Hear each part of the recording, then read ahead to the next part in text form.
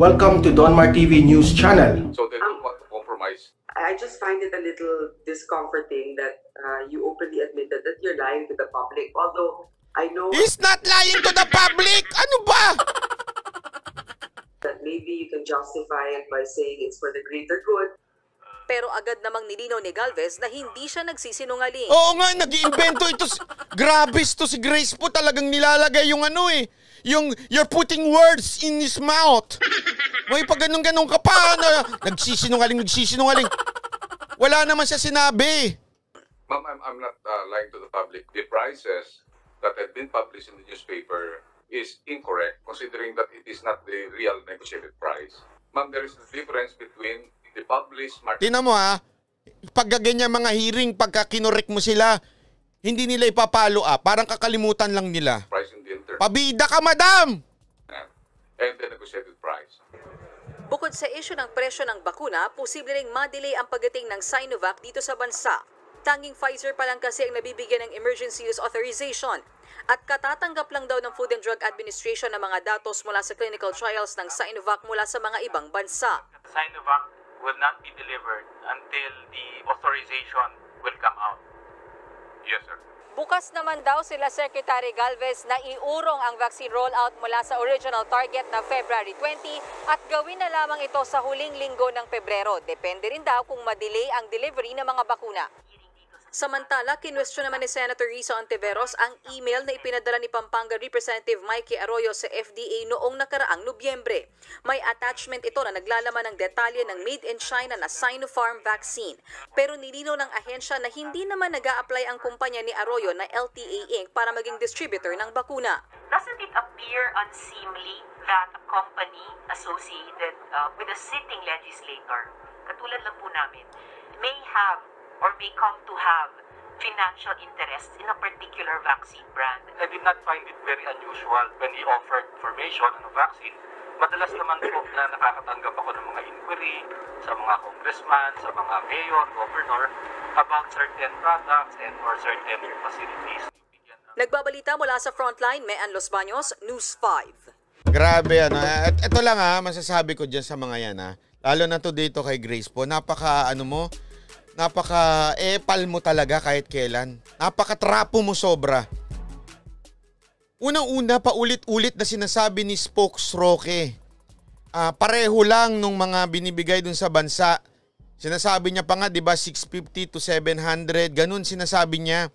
Paulit-ulit yan. Kahit di kayo nakikita nyo yan dito sa ating live. Araw-araw sinasabi, binabalita yan. Anong sasabihin mong binigay na at nagsisinungaling itong si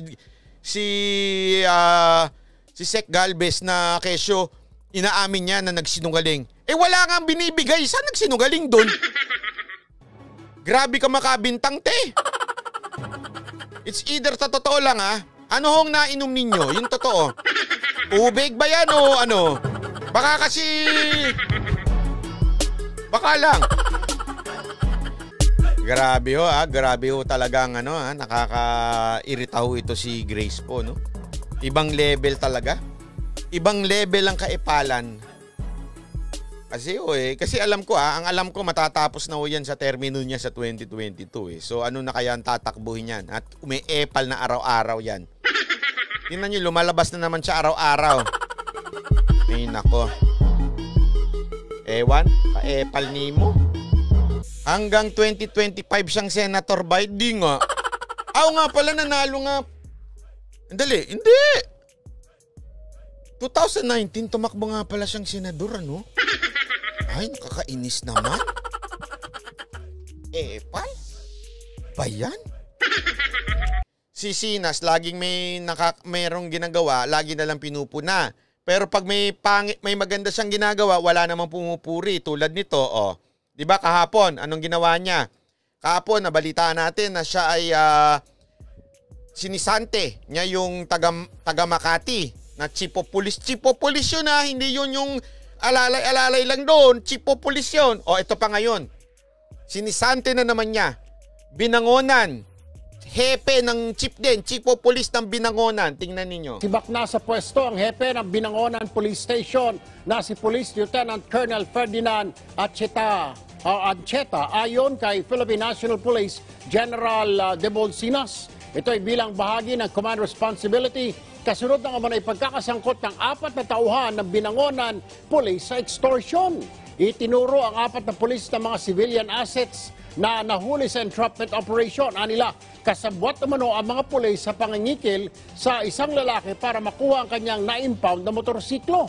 Pinaimbestigahan na ni Sina sa pagkakadawit nila sa nasabing extortion activity. Samantala, si Police Major Amadeo Baby Estrella III ang ipinilit na hepe ng Binangonan PNP. Lahat po ay na po sila at nasa na po sa RPHAW ng Pro 4A for investigation and pre-charge.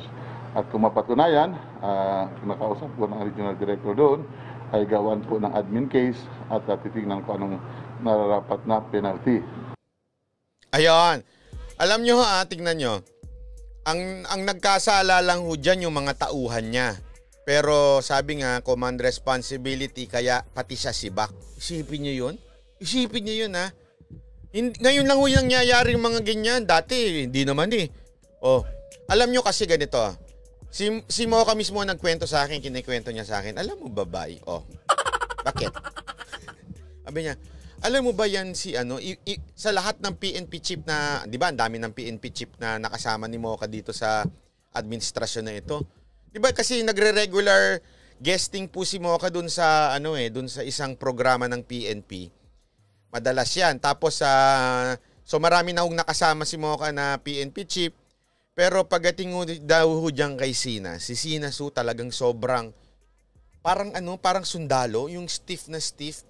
Talagang pagka pumapasok mo daw yan, talagang yung presensya niya, ramdam mo. Ganon yung takot na takot daw yung mga subordinate na mga tauhan niya. Respeto ba?